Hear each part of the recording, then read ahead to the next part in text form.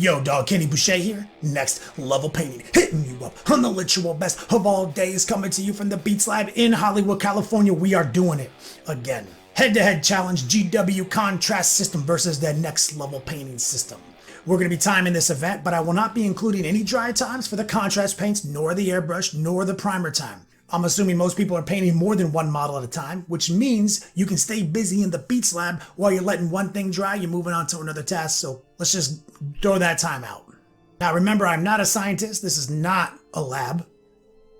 The controls, the variables, they're going to be all over the place, so we are going to do our best to approach this as objectively and as professionally as possible. Having said that, I do have a hypothesis on which system's going to be better. Let's do this thing.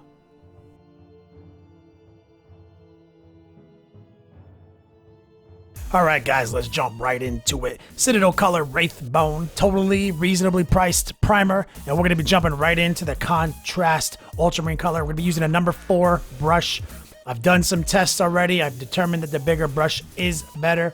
We're going to have to shake the shit out of that blue, and let's get this party started. What I've learned from my studies is you do want to go on pretty thick with these base coats. You kind of want to stain the model. That's the best way to describe the contrast system. It's basically a series of stains and sort of glazes. Each one of them has their own unique challenges and advantages. So we're going to be just trying to create a solid, as smooth as possible coat. But I'm not going to lie, it was a little trickier to get these things smoother than I thought initially they would be. They don't operate exactly like I suspected they would. So what I'm trying to do is work from the top down. That's the best piece of advice I can give anyone trying to create a smooth base coat. But no matter how many times I tried in my test trials, I couldn't get the coffee staining out. I couldn't get some of the splotchiness to vanish. It, specifically when dealing with armor value right here. That's why I chose ultramarines. I didn't want to give anyone an unfair advantage. We're going to go with marines. Okay, so now that we've got all this blue laid down and it's staining the model, and the best way to explain this is it's a stain that is like water consistency. So yes, it is very easy.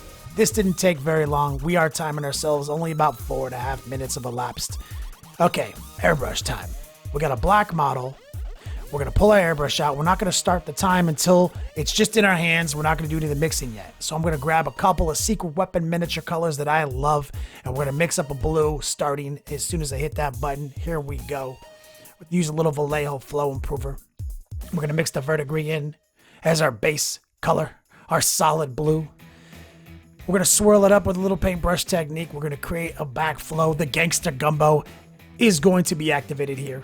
Ancient Chinese techniques. And we're going to just do a top-down highlight, real simple, guys, over a black model. This creates some natural contrast. Some of the black is going to stay intact in the recesses. If you use the right angle when using your airbrush, it's going to give us a nice dark base coat. It's going to let us build up off of it. We're going to take our time and nurture it up. I'm going to treat it just like any model I would paint. Now, like I said in the intro, imagine if we had 10 of each of these guys, we'd be very efficient. We probably would even save time. So that's already one of our controls out the window. Just get a nice base coat.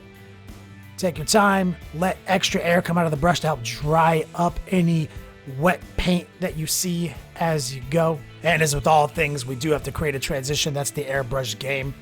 So I am going to mix a little bit of this brighter blue in the mix. But first, I almost got ahead of myself. We're going to dump the excess paint, little dirty paint water left behind. We're going to use this brighter blue in the secret weapon miniature workup. Mix it right in. We're going to merge the colors together. We've done hundreds of videos on the Next Level Painting system to create those flawless transitions. We're not going to go so crazy here because it is an ultramarine, so we're trying to keep it in that range. So we're going to simply add to the top-down highlight. It's a little wet on wet, which I do all the time. So basically alternating between air and paint, letting it kind of dry up as I go. Just taking my time, using very little paint, maximum air pressure, very thin coats. Super easy. It's a classic system. We're not rushing ourselves. We're just doing what we do on a Tuesday. Beautiful. All right, so I do want to track the time here. About 3 minutes so far, but we're not done. We always like to do a third highlight. So we're going to add a little white or a little cool gray, whatever's closest to you, to the mix. And we're just going to try to cheat in a final little transition. Pretty basic. We've done this 100 times, guys. There we go. Swirl it in. Get the backflow technique. Gangster gumbo. let's deploy this technique right meow. So we're just going to do some tiny little thin highlights in the center of his backpack, shoulder pads, head, knees, butt, all the regions. Classic workup. You know, we're going to let it dry. The contrast model's been drying in front of a fan the entire time we've been working on this. We're going to be alternating these two models, head-to-head challenge, back and forth. Looking real good. Final pass. Sometimes you just got to let it dry for a second, go in for another round of highlights to make it look its best. We're not totally happy. We want to add just one or two more spots to the armor to make it look truly airbrushed. Our favorite technique of all techniques here in the Beats Lab. Feeling really good about this, and you can see a lot of contrast is still in the shadows with a black primer still chilling, and that's where we're at. Okay, really close on time so far. We'll give you a tally at the end, but you can see it's, as far as the head-to-head challenge goes, they look a lot different, but they've taken reasonably similar amounts of time. Okay, let's move on. Okay, so we're going to be painting some Rathbone back in over some of the details. I've done a lot of research on this. I painted my own miniatures to test this technique out. I could have very carefully painted the blue in, avoiding all the little ammo pouches and shit like that. And then I could have gone back in and tried to paint these things. What I learned is you almost are always going to get the base coat on one of those details. So it's a sucker's game. Just pretend they don't exist for the most part and repaint them Rathbone. That's definitely faster. I promise you, you're going to get a smoother base coat doing it because it's almost impossible to avoid the slop. So we're just going to quickly bang out everything I envision is going to be a different color. Like I said, I already tested this out once before. This is the way I choose to do it. I think it's the better of the contrast systems, which begs the question, if we're going to repaint everything Rathbone before we contrast it, why? That took us about 9 minutes. That's not too bad.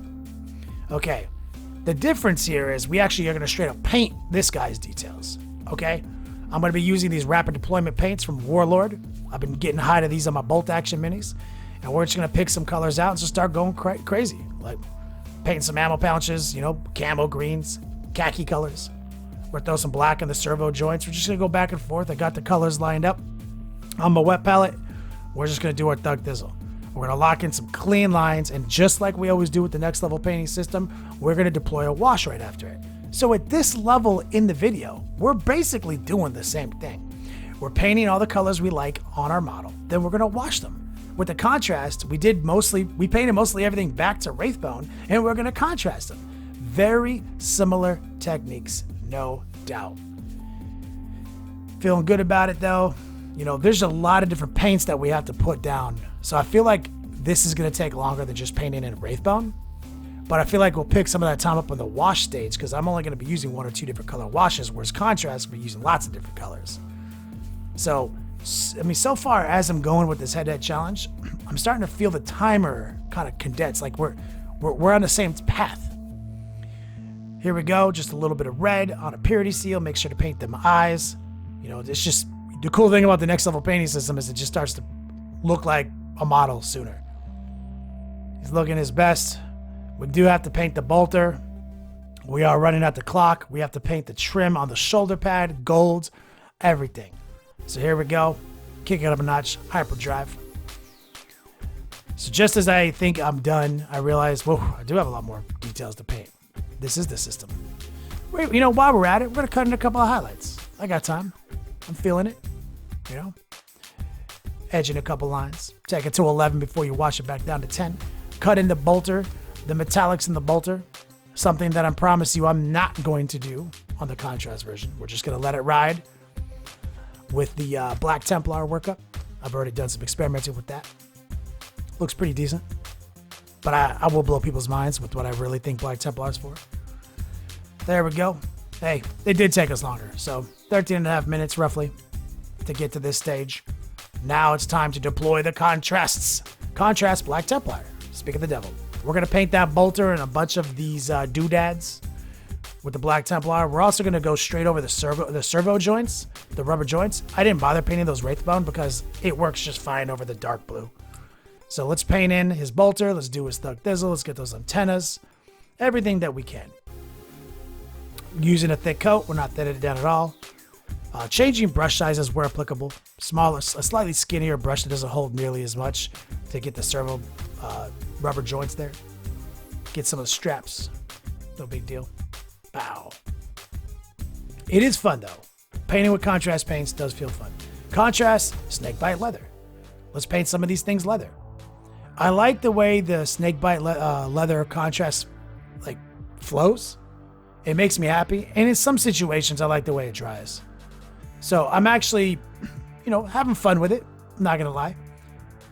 It's, enjoyable way to paint. It's low impact. It's low stress. It just, things are happening on the model, and that's always fun.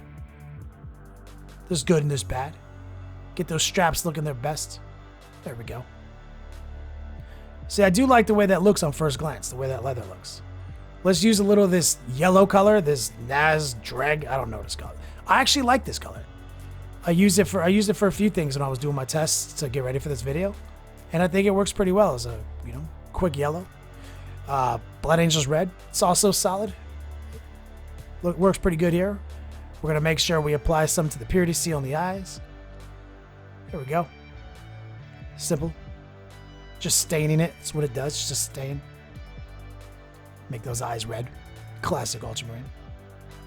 Bow. We're going to keep going on this. We're going to have to paint some other things. Obviously, he's got some grenades and things like that. So I want to play around with this Creed camo. Shake it up. Pull it out. This one is a little thinner of a stain. I thought it was going to stain a lot darker than it's doing. But it's leaving a lot of contrast, I guess.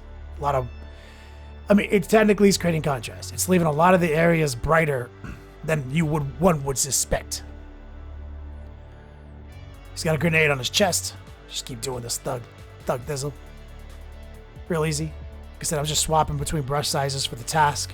I don't want to have to go back to Rathbone even for one more second. Just want to get it all done now.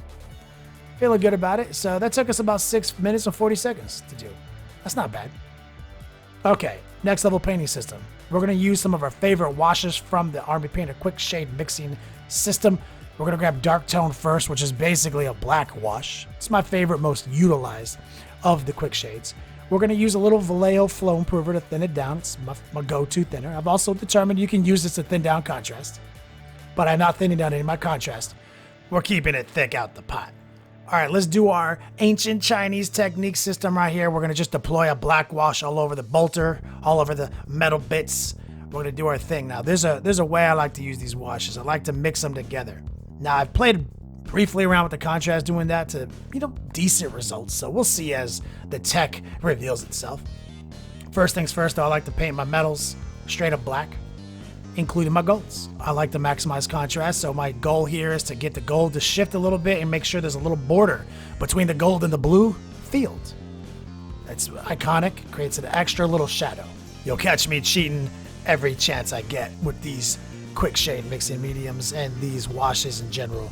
So we're going to build up some of this black wash over some of the doodads on his face, the little antennas, gold emblem on his chest, and then we're going to start figuring out where we're going to go from here. Typically what I like to do is mix a little strong tone in with the dark tone, which is basically brown and black now. This is a good wash. This will get anything done. A little bit more flow improver, thin it down a little bit. So basically we're interacting with like a dark brown. And this is going to do the heavy lifting of our system now. We're done playing around with colors. This is it. We're going to wash everything. Parchments, pouches. Just going to take our time. The formula is very thin, minimizes coffee staining, especially when you throw a little flow improver in there. If you just pay attention and move it around, you've got more than enough time to manipulate it. I rarely get any kind of pooling or staining here. We're just going to keep going, doing our best, staying active, giving it our due diligence, just like we did with the contrast. This should be a relatively fast step by my estimate as we're moving forward with this head-to-head challenge. Boom. Feeling good about that. It's pretty clean. Make sure we just throw a little wash in the eyes, give them a nice little eyeliner, little sharpness. Feeling it. All right. So that took about 3.5 minutes. That wasn't too bad. But that's it, guys. Let me show you what we got. After about 40 minutes total painting, one of these systems was slightly faster than the other, but I think the verdict is in on which system is superior. I'm gonna say possibly airbrushing is better. I'm gonna let you guys decide though. Anyway, guys, thanks for checking out this content. Leave the comment in the description box. Man, forget all that. That was a sick video. Thank you guys for supporting me on the new swag shop. We got the freshest gear in the West. 15% discount codes for everyone if you find this video on YouTube, and 25% off on Patreon. Thank you guys so much for the support. I cannot do this without you. And I don't use this word lightly. I literally cannot do this without you.